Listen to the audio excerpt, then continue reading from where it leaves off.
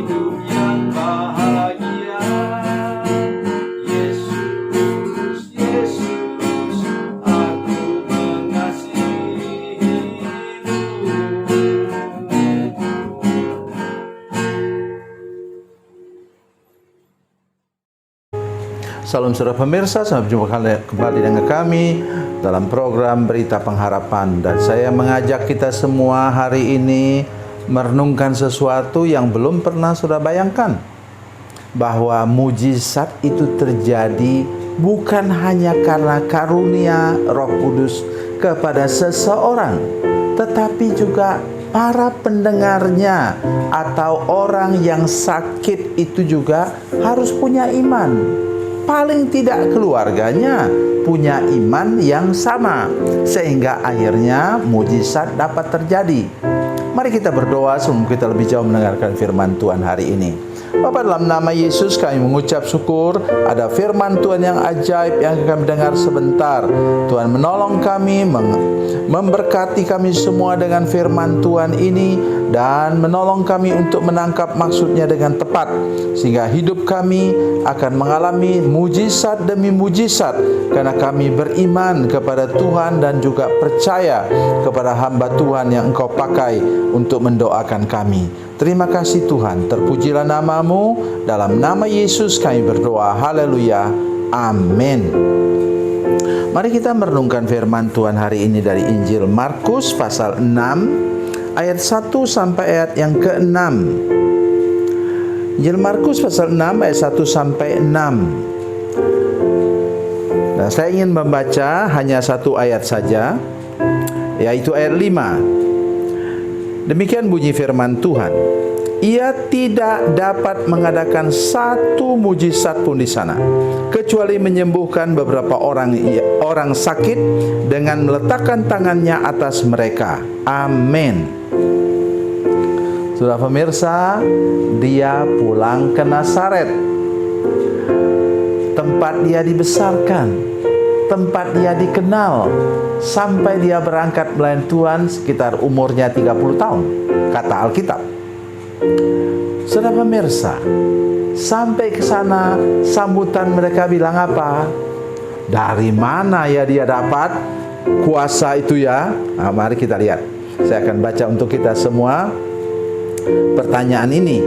Ayat 2. Pada hari Sabat ia mulai mengajar di rumah ibadat, dan jemaat yang besar takjub ketika mendengar dia, dan mereka berkata, dari mana diperolehnya semuanya itu? Hikmat apa pulakah yang diberikan kepadanya, dan mujizat-mujizat yang demikian bagaimanakah dapat diadakan oleh tangannya? Apa artinya firman Tuhan ini?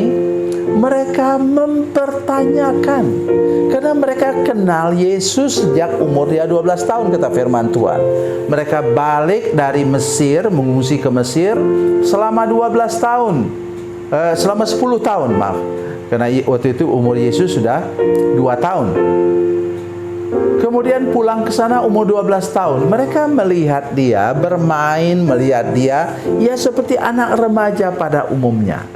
Sesudah itu kemudian ayahnya meninggal, Yusuf meninggal. Dan dialah sekarang sebagai anak sulung bekerja keras. Saudara sekalian, berapa lama? 18 tahun.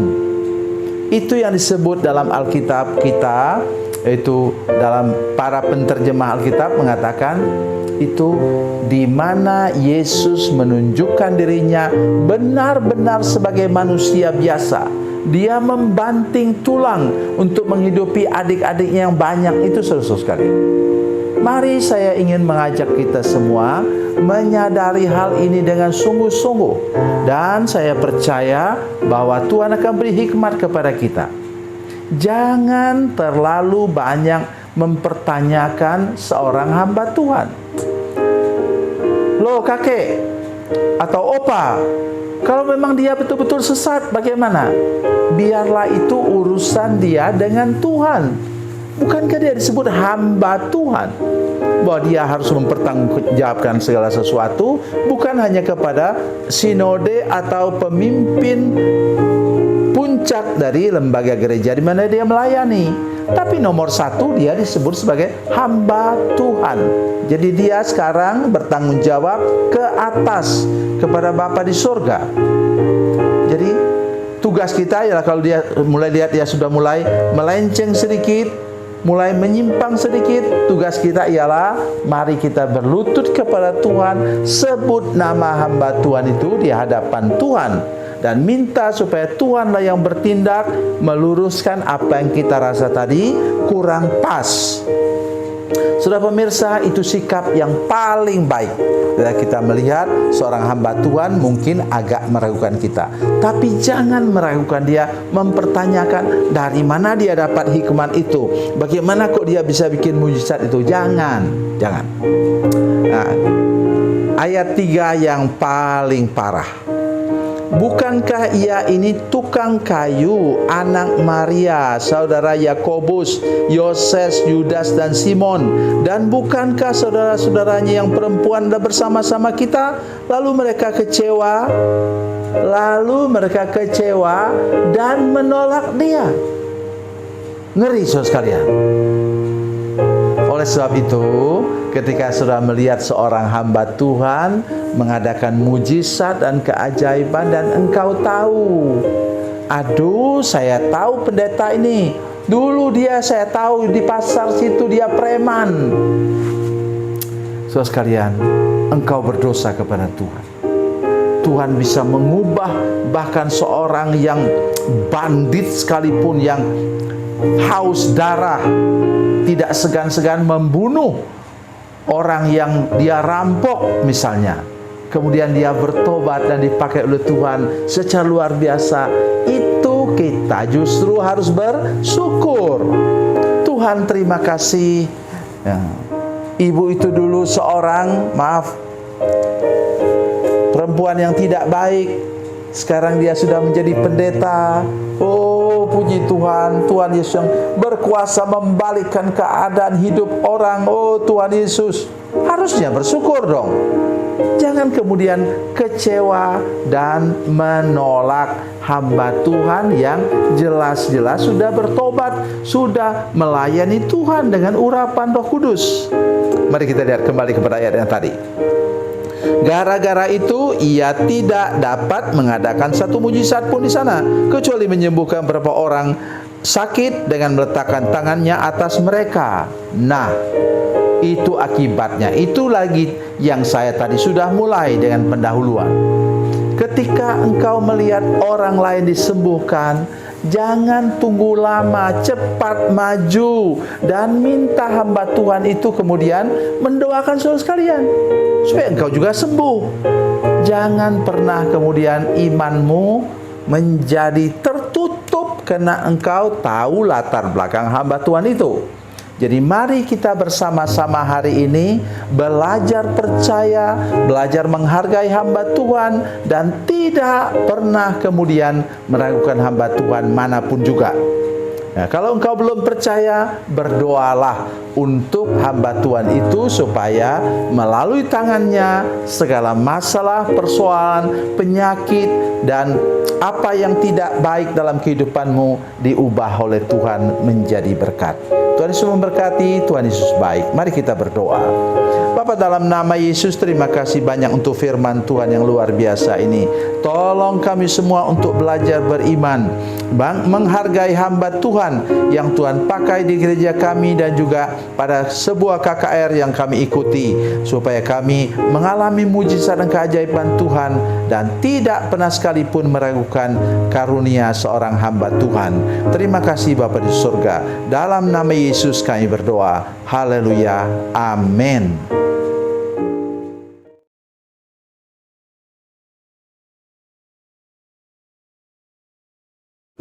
Salam saudara pemirsa, mengakhiri program ini saya mohon kepada saudara-saudara pemirsa sekalian untuk bila saudara menyaksikan program ini melalui channel YouTube, maka tekan subscribe dan bunyikan lonceng.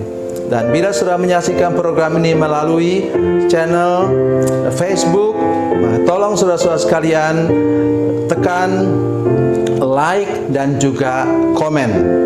Dan demikian pula bila sudah menyaksikan program Makanan Bergizi hari ini yang tertulis, maka tekan yang sama juga, tekan like dan tekan komen.